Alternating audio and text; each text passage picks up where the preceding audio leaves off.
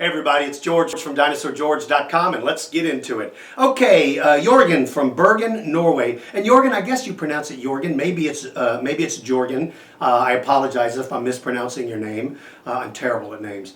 He says, "Hi Dinosaur George. You said that you thought that the giant dinosaur Therizinosaurus used their claws to kill prey. Have you heard about the giant ground sloth Megatherium? They also have those big claws, but they use it for grabbing leaves. So don't you think Therizinosaurus was more like an omnivore, that is a creature that eats both plants and meat, and perhaps scavenging? And who do you think would win? A T-Rex in a fight. Who do you think would win? A T-Rex or a Utah Raptor?" Okay, Jorgen, let me get to your first question about Therizinosaurus. When you look at the claws of Megatherium and you look at the claws of Therizinosaurus, they are completely and absolutely designed totally differently. The claw of Megatherium is very, very wide and very short and relatively round, blunt, not very sharp at all. Then you look at the claw of Therizinosaurus and it's completely different. It's very, very elongated but razor thin. And so that's why, in my opinion, the claws of Therizinosaurus are better suited for slicing meat and grasping prey than they are for reaching up and pulling down leaves. Now, certainly it could do both. It could absolutely do both. But really seriously, when you look at the two, man, the claws are so completely different. It's sort of like comparing, let me think of a good analogy here. It's like comparing the claw of a grizzly bear and the hoof of a horse. Literally, they're that dramatically different. The hoof of a horse is round and thick and really designed for something totally different. The claws of a grizzly bear are absolutely designed for grasping and holding prey. And that's literally how different the claws between Megatherium and Therizinosaurus is. But I do agree with you that it could be very likely that these dinosaurs were omnivores. And it certainly could have used those claws to grasp leaves. So that's a great question, and that's a good observation, Jorgen, and I appreciate you challenging me. Let me tell everybody there, everybody that's watching, I don't pretend to know everything, not ever. And I try my best to use the words I think and perhaps. If I ever say something that you disagree with, I love an opportunity to debate that, or at least talk about it with you. So if you see something or hear something that I say that you disagree with, man, like Jorgen, drop me a line. I appreciate it. So anyway, that's my answer to that. Finally, in your question about T-Rex and Utah Raptor, if these two dinosaurs were to have met, they lived at two different times, but that's irrelevant at this point. If they met, the difference in size and power and strength between Tyrannosaurus is so much greater than that of Utah Raptor. Utah Raptor would not stand a chance. He could do a lot of damage. He could outrun T-Rex, he could run circles around him, he could jump up on him and rip him and shred him. But boy, if T-Rex ever got those teeth in him, that would be the end of it. Okay, Michael from Cliffside Park, New Jersey. In the town where I live, there's a population of possums. Man, who doesn't have those things, Michael?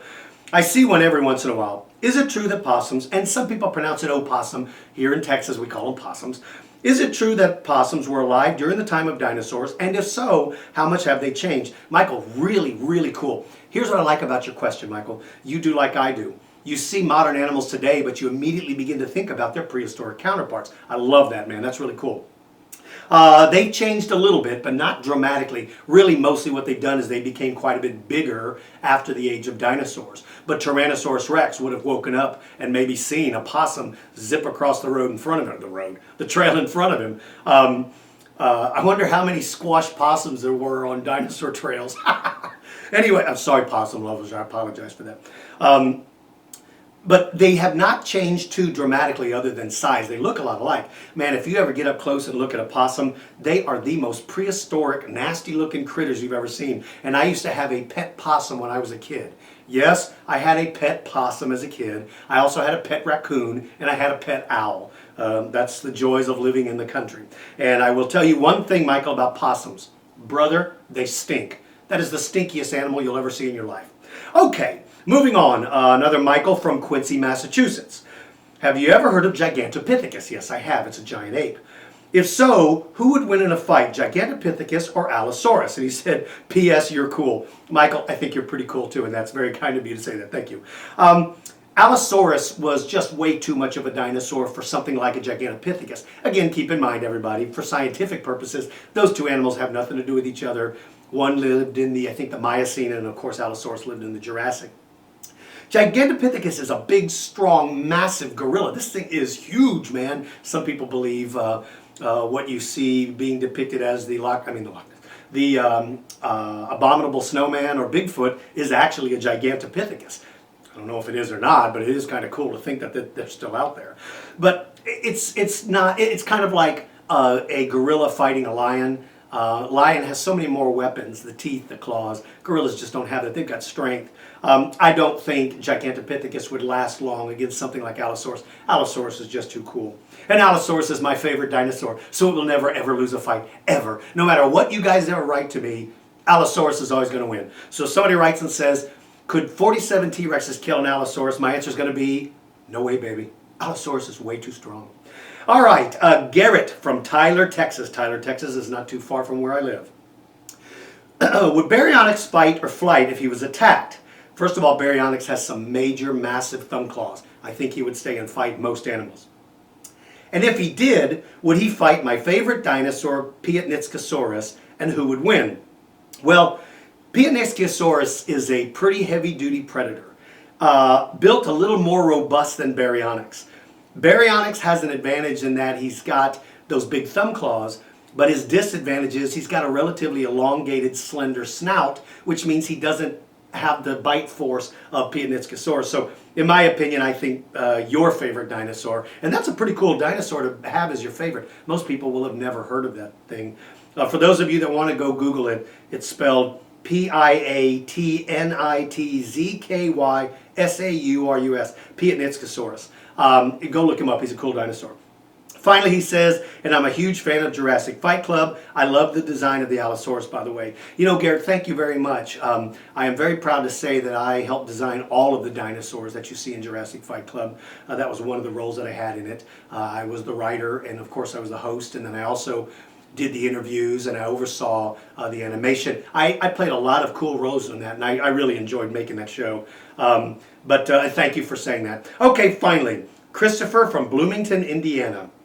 Who would win, a Megalodon or a Basilosaurus? Wow, wouldn't that be a fight you'd love to see, man? I would love to see that fight. I would guess, wow, man, this is kind of tough. Now, let me think about this. Basilosaurus has the advantage that it was very slender and probably incredibly fast and could probably maneuver very easily. Megalodon, who was a giant shark, is built more like a gigantic oil tanker. He's huge. He's relatively rigid, not real stiff, but man, when you're as big and massive as that guy, changing directions is not as easy. So I would guess, in my opinion, that Basilosaurus probably could outmaneuver him enough to where he could inflict a lot of damage and probably just wear the Megalodon down. Excuse me. But keep in mind, everybody, Megalodon and Basilosaurus were not contemporaries. I don't think they were contemporaries. No, not Megalodon proper. I think Megalodon comes along after Basilosaurus. Boy, I could be wrong. But anyway, whatever the case, I think Basilosaurus probably had a little advantage. All right, that's it for this one. You guys take care. Visit me on my website, dinosaurgeorge.com. If you've got a question, click on the Ask Dinosaur George page, and I will do my very best to answer it. Keep in mind, I get a whole lot of these. I get thousands of these a month, and I cannot possibly answer them all. So I try my best.